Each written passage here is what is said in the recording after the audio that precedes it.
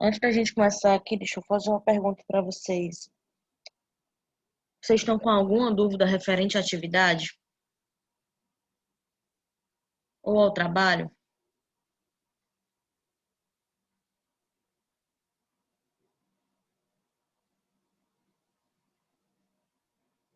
Alguma dúvida?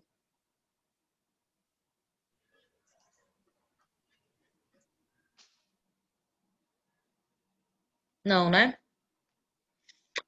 Então, eu vou começar a aula, tá?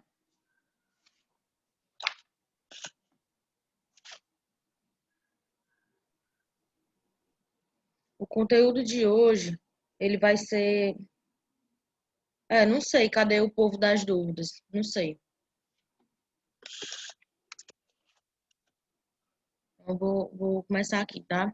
O conteúdo de hoje, ele é até menor do que o conteúdo das outras aulas. A gente já tá só finalizando aqui a questão do sistema nervoso, tá? Na aula que vem, a gente não tem mais conteúdo novo para apresentar, é só mesmo uma revisão de tudo que a gente viu na aula que vem, tá certo? E, enfim, vamos continuar aqui. Na aula passada, a gente viu as partes que constituem o sistema ah, ah, nervoso central, né? E vimos as partes que constituem o encéfalo e vimos as funções do sistema nervoso central, né? Para hoje ficou faltando as células da glia, sistema nervoso periférico e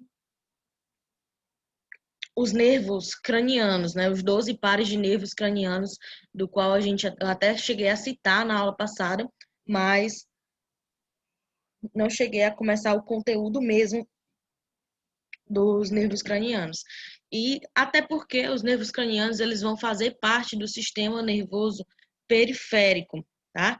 Então, é interessante, né, que eu fale dos nervos cranianos aqui junto com o sistema nervoso periférico, já que ele faz parte dessa parte do sistema, tá? Uh, conforme vocês forem entrando, né, conforme a galera for entrando, não esqueçam de colocar o nome de vocês no chat, tá? Que é através do chat que eu vou marcar a presença de vocês. Se vocês têm alguma dúvida referente à quantidade de faltas que você tem, referente à presença e tal, quando finalizar o conteúdo da aula, que eu terminar aqui a gravação do vídeo e tudo, aí vocês me perguntam como é que tá a questão das faltas que eu mostro para vocês, que eu digo para vocês como é que tá aqui, tá bom? São 4 faltas nessa disciplina, tá? A gente tem 16 aulas e são só 4 faltas. Aí, se vocês estiverem com dúvidas em relação a isso, a gente conversa sobre isso no final do conteúdo, tá certo? Sobre as atividades, como a gente já vai começar a aula, a galera que tem dúvida da atividade vai me perguntar no final da aula, tá? Final da aula só a gente conversa sobre isso. Então, vamos lá. Então, na aula passada, a gente já conheceu os neurônios, né? Eu conversei com vocês sobre os neurônios. A gente descobriu que o neurônio é a nossa principal célula do sistema nervoso, né? É a parte funcional ali do sistema nervoso. Mas eu também falei com vocês aqui sobre as células da glia. Eu só não cheguei a especificar quais são as células da glia e a especificar quais são as funções atribuídas a essas células, né? E eu disse para vocês que a gente ia conversar sobre elas na aula de hoje, tá? Essas células, elas vão ajudar na manutenção do neurônio, tá? A gente tem o neurônio, que é a célula principal, que a gente conheceu na aula passada, e as células da glia também vão fazer parte do sistema nervoso. Na verdade, a gente tem mais células da glia do que neurônios, né? Só que as células da glia, elas não geram impulsos nervosos. Somente os neurônios geram esses impulsos, tá? E elas também não formam sinapses, elas não passam informações de uma célula para outra, tá bom? E o contrário dos neurônios, né, elas podem se multiplicar, tá, através de do processo da mitose. Os neurônios não fazem esse processo de mitose, a gente já nasce com essa quantidade de neurônios, né? O que vai acontecendo na realidade é que a gente vai perdendo os neurônios conforme a gente vai envelhecendo, tá bom? Aí, na aula passada, a gente chegou a ver a questão da bainha de mielina, o axônio e todas essas partes que constituem aí o neurônio, tá? Então, é interessante que vocês lembrem dessa parte da aula passada para a gente poder entender aqui a questão das células da glia, tá bom? A gente vai ter vários tipos de células da glia, né? E todas elas vão ter aí uma função específica dentro do sistema nervoso, tá? Mas especificamente as funções atribuídas a elas são a sustentação e o isolamento do neurônio, tá? Transporte de substâncias nutritivas para o neurônio, somente para o neurônio, não para o sistema nervoso por completo, mas para as células neuronais, tá bom? Vai participar do equilíbrio de eletrólitos ali do fluido extracelular, né, do fluido intersticial, né, aquele líquido que eu falei para vocês que fica do lado de fora das nossas células, tá bom?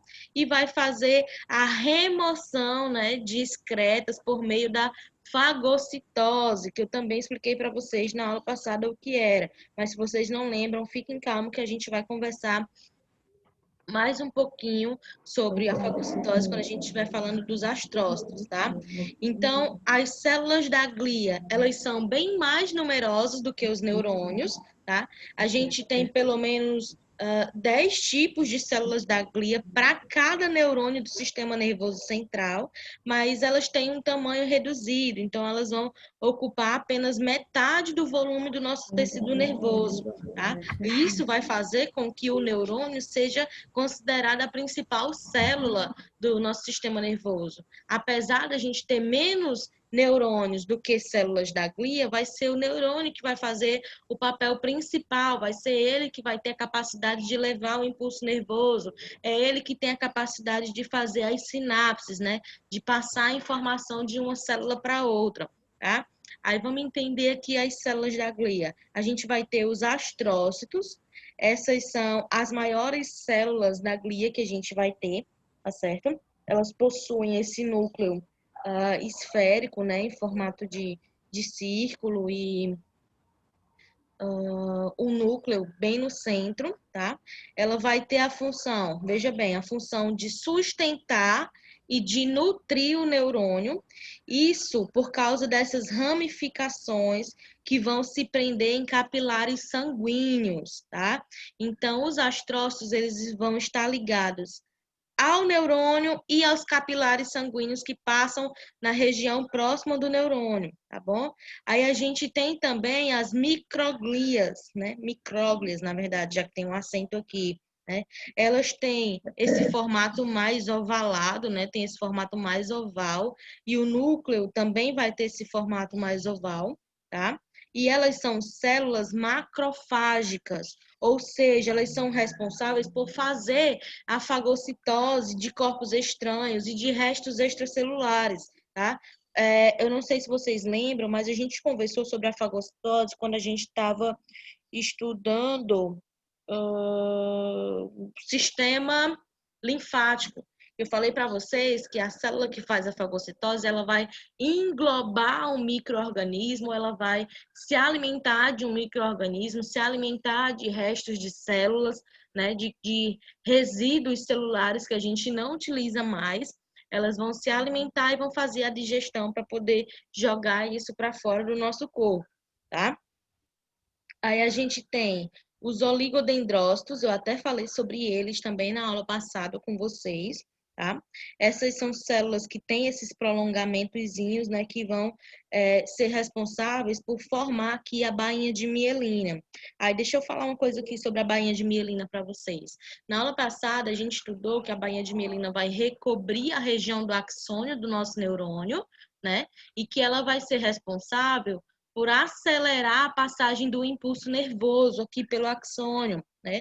Eu até coloquei uma animaçãozinha assim no cantinho em que o impulso nervoso passava mais rápido no neurônio que tinha a bainha de mielina e muito mais lento no neurônio que não tinha, tá? Aí, o Alzheimer, por exemplo, ele é uma doença causada pelo desgaste da bainha de mielina, tá? Quando a gente está com essa parte desgastada, que a gente fica com espaços aqui, né, sem bainha de mielina, esse impulso nervoso vai passar de forma muito mais lenta, tá? Então, o Alzheimer é justamente isso, é a nossa degradação da bainha de mielina.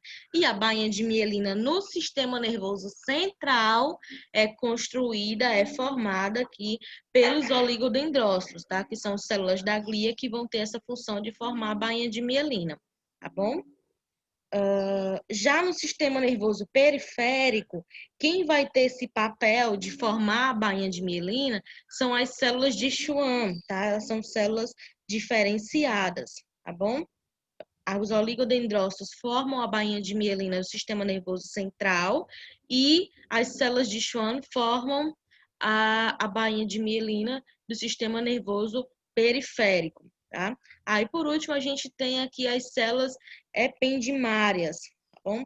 Elas têm esse formatozinho cilíndrico, né, com esses cílios aqui na ponta.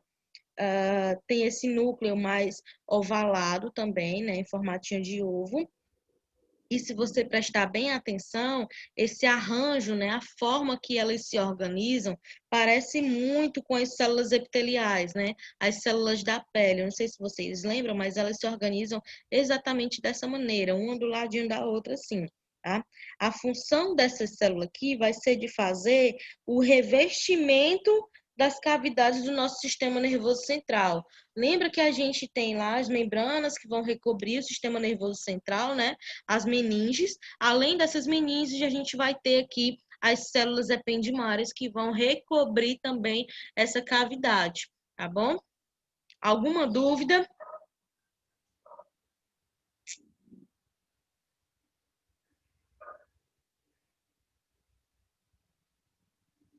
Não? Então vamos continuar.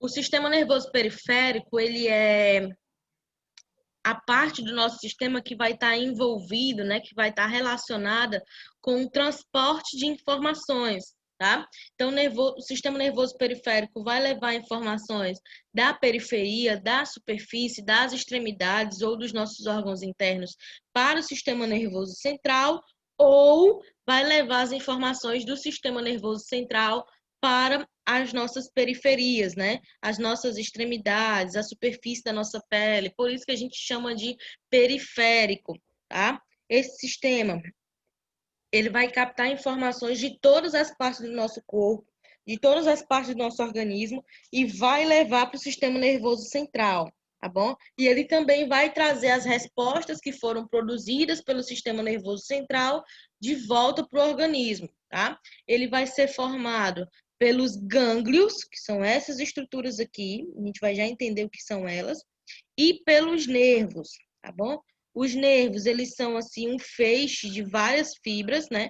A gente tem aqui várias fibras formadas por células nervosas, várias fibras formadas por neurônios, tá bom?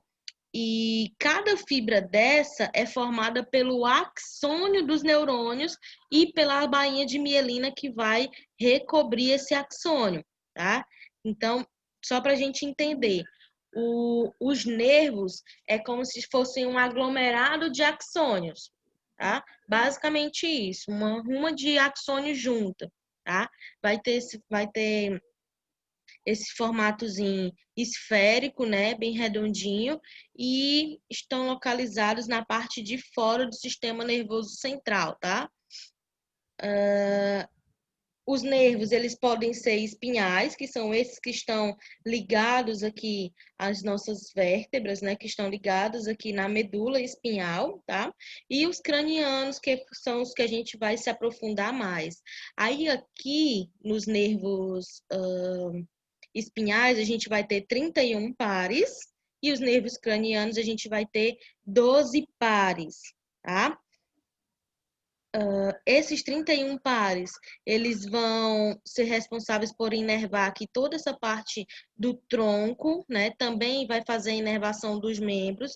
E aqui eles vão ter funções motoras e funções sensitivas, ou seja, eles vão estar ligados a músculos para fazer a movimentação dos nossos membros, para fazer a movimentação dos nossos órgãos abdominais, tá? E vai ter e vão ser sensitivos quando a gente consegue sentir o tato, para captar os reflexos de dor, os estímulos de calor, de frio, tá? Tem alguém com a televisão ligada? Desliga só o microfone, por gentileza.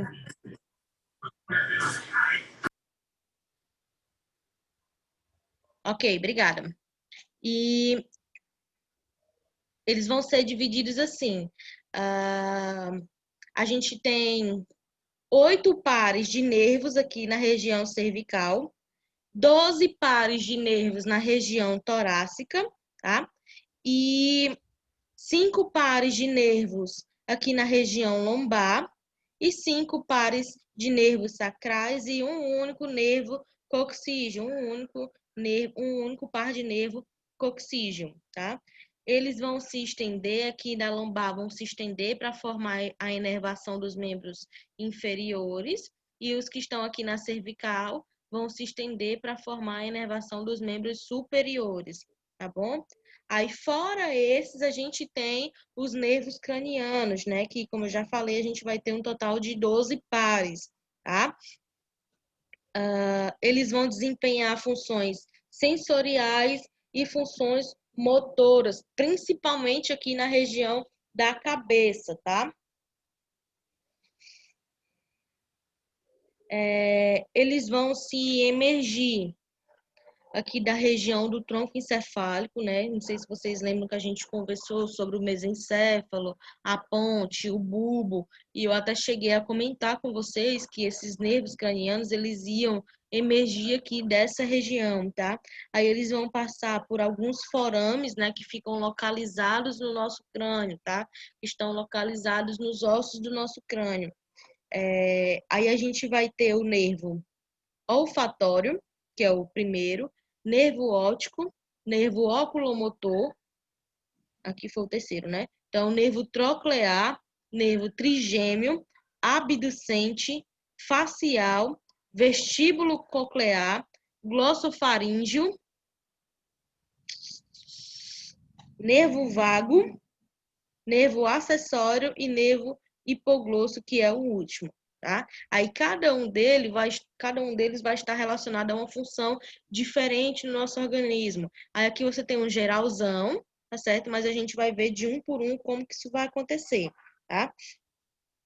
A função de um nervo a gente já sabe, que eu já falei para vocês hoje mesmo, é de transmitir informações, sejam elas sensitivas ou motoras, entre o corpo e o cérebro, né? Então, ele vai passar as informações do cérebro para o corpo ou do corpo para o cérebro, tá? Se a informação vai do cérebro para a periferia, a gente vai dizer que a gente tem um nervo eferente, tá? Ele leva a informação do cérebro para o sistema nervoso periférico, tá bom? E a gente também pode chamar ele de motor, é um nervo motor que desempenha funções motoras, tá? Se o nervo vai da periferia para o cérebro, a gente chama de nervo aferente, tá? Ou a gente pode chamar também de nervo sensitivo, porque desempenha funções sensitivas. E ainda existem nervos que carregam informações, né, em ambos os sentidos, que a gente chama eles de nervos mistos, tá? O contrário dos nervos espinhais, que todos eles vão ser mistos, aqui nos nervos cranianos, a gente vai ter nervos que são somente sensitivos, nervos que são somente motores e nervos que vão desempenhar as duas funções, né? Tanto funções sensitivas quanto funções motoras, tá bom? Agora a gente vai entender aqui só alguns termos que a gente vai utilizar durante o estudo dos nervos cranianos. Que termos são esses? termo especial, geral, somático e visceral. Esses termos, eles estão relacionados a que tipo de informação esse nervo vai transmitir, tá? A informação é chamada de especial, quando ela vai originar os nossos sentidos especiais, né? A visão, o olfato, o paladar, o tato, a audição, os sentidos essenciais, tá bom? Enquanto a função geral, né, vai se relacionar com as informações que vêm ou que vão de qualquer lugar. Um nervo que tem uma função geral, ele só está relacionado com a função de levar ou de trazer informação para qualquer lugar do corpo, tá bom? A informação transmitida por nervo, né, pelo nervo, que a gente vai chamar de somática, é quando esse nervo vai mandar informação para a nossa pele ou para um músculo esquelético, tá? E também quando essas informações estão voltando da pele ou do músculo para o sistema nervoso periférico ou para o sistema nervoso central, tá? Aí a gente ainda tem os nervos que a gente pode chamar de visceral, né? Que são os nervos que levam a informação para os nossos órgãos internos. Aí vocês vão ver, quando a gente estiver estudando aqui cada nervo separadamente, que só existe um único nervo que faz parte aqui dos 12 pares, que na realidade é o nervo vago, que vai ter essa função de enervar aqui os nossos órgãos internos, né? De enervar os órgãos que estão na cavidade torácica e na cavidade abdominal. Fora ele, os únicos outros nervos que vão fazer esse papel de enervar a cavidade abdominal e a cavidade torácica estão lá no sistema nervoso periférico mesmo, nos nervos que saem a partir da nossa medula espinhal, tá bom? Aí vamos começar aqui a estudar nervo por nervo. Aí antes disso eu quero só passar um exemplozinho para vocês. O simples ato da gente se alimentar envolve a atividade de vários desses nervos, né? Se você observar aqui, a gente tem nervos relacionados ao olfato, nervos relacionados à visão, ao paladar, aos nossos órgãos internos, né? E eu até já havia falado isso para vocês também, né? Então, primeiro a gente vai ver o alimento. A partir do momento que a gente vê o alimento, a gente já está acionando o nosso nervo óptico, a gente já está acionando aqui o nervo abducente e o nervo troclear. Tá? Então, a gente já acionou 3 nervos só no momento em que a gente olha para o alimento, tá bom? Aí a gente vai sentir o cheiro do alimento, né? Quando a gente sente o cheiro, a gente está aqui ativando o nosso nervo olfativo e também o nervo facial, porque a gente sempre acaba fazendo um rostinho de felicidade quando a gente sente o cheiro de uma comida que a gente gosta, né? Então, a gente vai movimentar nessa hora o nervo facial e também o nervo trigêmeo, tá? Então, a gente sentiu o gosto do alimento e nossas glândulas salivares começam a produzir a saliva e a gente vai morder o alimento, né? Que a gente vai comer. Aí, quando a gente morde, a gente também vai movimentar aqui o nosso nervo hipoglosso, o nervo glossofaríngeo, né? E o sétimo que eu não estou lembrando. E o nervo facial também, né? Óbvio que a gente vai estar movimentando os músculos da face. A gente também vai movimentar novamente o músculo trigêmeo, tá? Aí, antes que a gente perceba, a gente já engoliu o alimento e o alimento já está lá no nosso sistema digestório fazendo seu processo de digestão lá no nosso estômago. Então, entra em ação aí o nervo vago. Então, só pelo ato da gente se alimentar, a gente já movimentou a maior parte desses nervos que fazem parte do nervo craniano, tá bom? Aí vamos começar aqui de um por um para a gente entender como que eles estão inseridos aí nesse processo, tá?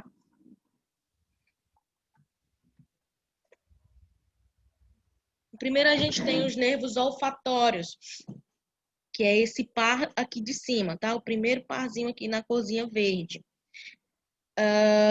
Ele é um nervo sensitivo especial. Lembra que eu falei para vocês que os nervos que a gente vai chamar de especiais são os que estão relacionados com as sensações, né, de tato, de paladar, de olfato, enfim. Então, o nervo olfatório, ele é um nervo exclusivamente sensorial, tá? O nome dele já diz, ele é responsável pela olfação, ele é responsável por nos fazer sentir diferentes cheiros, né?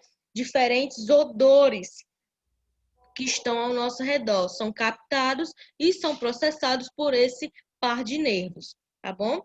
A nível de curiosidade, né? Quando a gente perde totalmente o sentido da olfação, ou seja, quando a gente não consegue sentir o cheiro de nada, nós dizemos que essa pessoa sofre de anosmia, tá? Anosmia. Quando a pessoa tem apenas a redução, né? Ela ainda consegue sentir o cheiro, mas consegue sentir pouco, a gente diz que ela tem hiposmia. E quando ela sente demais, exagerado, a gente chama de hiperosmia, tá? Mas isso é só a nível de curiosidade. O segundo par é o par de nervo óptico, tá? Nervo óptico. Eles vão se originar de células que estão presentes lá na nossa retina, tá? Na retina a gente tem células chamadas de fotorreceptoras e eles se originam diretamente lá dessas células, tá? Elas vão passar pelo nosso crânio, né, até chegar no canal óptico, tá bom? Cada nervo óptico vai se unir, ó, se você observar, a gente tem aqui um nervo óptico aqui, outro aqui, tá? E ele vai passar assim para o lado oposto, tá? Para o canal ocular oposto, tá bom? Essa estrutura, né, essa passagem, esse cruzamento que acontece bem aqui, vai formar uma estrutura que a gente chama de quiasma óptico, tá? Quando vocês estiverem atuando aí na tomografia, nas ressonâncias da vida, vocês vão escutar muito essa nomenclatura, quiasma óptico, tá? A função desse nervo, né, e vai ser sensorial, né? Igual o nervo olfativo, ele vai ter uma função apenas sensorial, né? O nome também já diz, né, gente? Ele é responsável pela visão, tá? E um dos testes mais comuns para a gente saber se esse nervo está funcionando direitinho é aquele teste de Snellen, né? Que é quando a gente senta na sala do oftalmologista a uma determinada distância de um quadro branco que tem várias letrinhas lá e a gente tampa um olho e ele vai apontando as letrinhas para a gente dizer qual letra que a gente está vendo. O nome desse teste é teste de Snellen, tá? É um teste que você faz para ver a sua acuidade visual, tá bom? E conforme o resultado que você tem lá, você vai descobrir se você tem ou não algum problema relacionado ao nervo óptico, à captura da imagem, tá? Aí, nervo oculomotor, nervo troclear e nervo abducente. Onde que eles estão aqui? Oculomotor, amarelinho. Nervo troclear, esse acho que é rosa. Para mim é meio rosa. E o abducente, que é esse roxinho aqui, tá? Por que eu vou falar desses três juntos? Então, é que esses três pares, eles vão desempenhar funções muito parecidas relacionadas ao movimento dos olhos, tá? O nome oculomotor já diz, né? A gente já consegue entender que ele vai movimentar alguma coisa, tá? Então, no caso, vai movimentar os olhos, tá certo? Os outros dois também vão trabalhar nesse sentido de movimentar os olhos. Eles vão inervar vários músculos que estão aqui na região do globo ocular, tá bom? Aí vamos entender. Eles são o terceiro, o quarto e o sexto par de nervos. Tá faltando o quinto, tá? Aí o quinto a gente vê agora, que é o nervo trigêmeo, que é esse azulzinho aqui, ó, que se ramifica em três, tá? Diferente dos outros nervos que a gente já viu até agora, né? Esse nervo aqui, ele vai desempenhar funções tá certo? Ou seja, ele vai ter funções motoras e vai ter funções sensitivas. Aí, como eu falei, ele é dividido em 3 ramos e é por isso que ele recebe esse nome de trigêmeo, tá? E já dá para ver aqui na imagem, né, que ele vai ter um ramo superior, aqui onde a gente tem esse número 1. A imagem não está tão nítida, mas a gente consegue visualizar aqui também, ó, nessa parte de cima. Nervo, ramo superior, na realidade, que a gente também vai chamar de ramo oftálmico, né, porque ele passa aqui na região dos olhos, tá bom? A gente vai ter o ramo médio, que é onde tem o número 2 aqui, e é esse ramo aqui, tá? Que a gente vai chamar de ramo maxilar, né? Ele está ligado aqui na parte de cima da nossa maxila, tá? E por fim, a gente tem o ramo inferior, que é esse ramo aqui de baixo, tá bom? O número 3 nessa imagem aqui, que a gente vai chamar de ramo mandibular, tá? Lembrando, são 2 pares, um vai para cada lado do nosso rosto, tá? A gente tem esses 3 aqui desse lado e a gente vai ter esses mesmos 3 ramos lá do outro lado, tá bom? Como eu falei antes, esse é um nervo misto, que ele vai desempenhar funções motoras e sensitivas. Entre as funções sensitivas, ele vai ser responsável por captar, prestem atenção, a sensibilidade esteroceptiva da face, ou seja, ele vai ser responsável pelo tato que a gente tem na nossa pele da face. Ele vai captar estímulos de tato, estímulos de dor, mudança de temperatura aqui na região da nossa face, tá? Esse nervo, ele também vai fazer a inervação da dura mater. Vocês lembram que eu falei com vocês sobre a dura mater? Eu disse que ela é uma membrana que vai revestir o nosso sistema nervoso central, né? É a membrana mais externa das meninges que recobre o sistema nervoso central.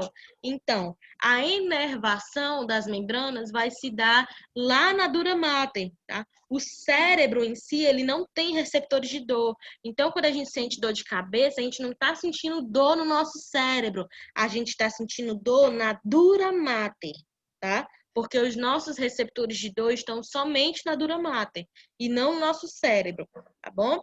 E a função motora desse nervo, né, que ele vai inervar aqui os músculos da mastigação, tá? Por isso a gente tem um ramo médio, né, um ramo lá e um ramo mandibular, porque eles vão inervar os músculos que estão envolvidos na mastigação, tá bom?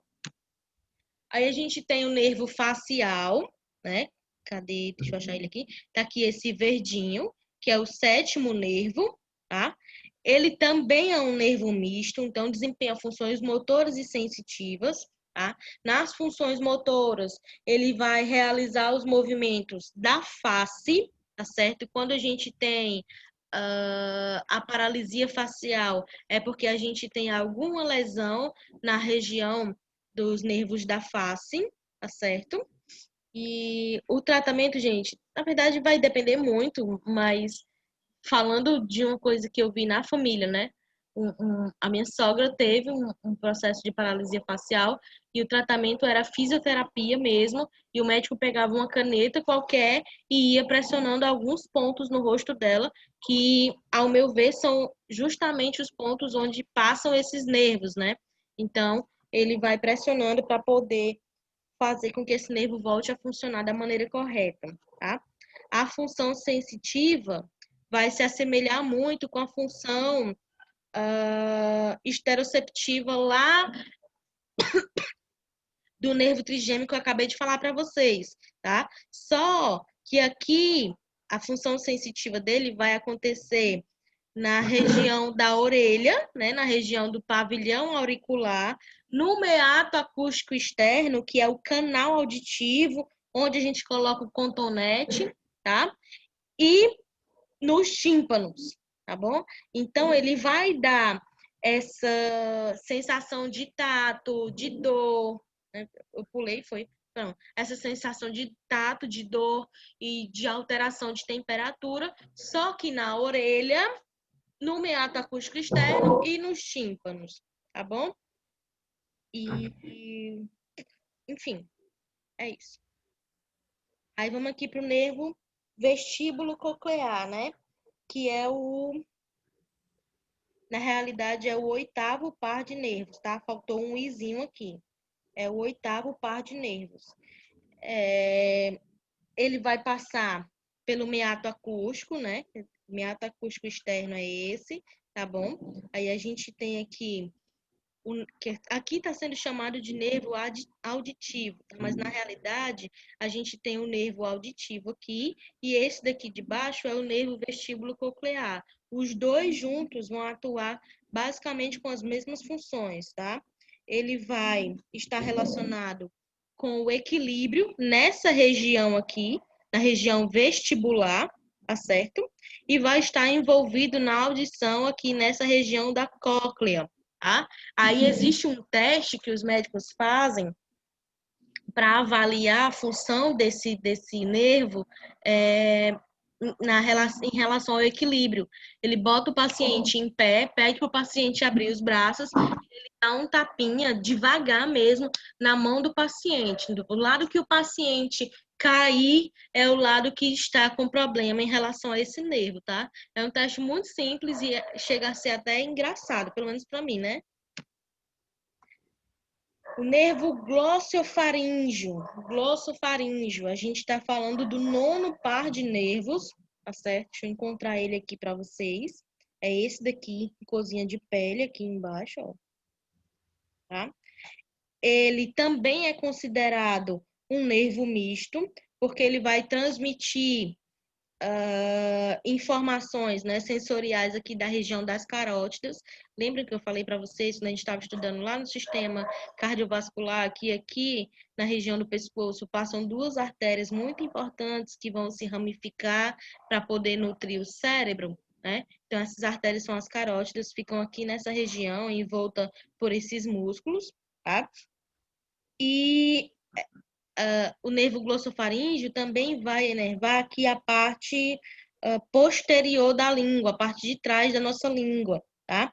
Então, ele também vai inervar a orofaringe, que fica nessa região, e a pele do meato acústico externo, tá?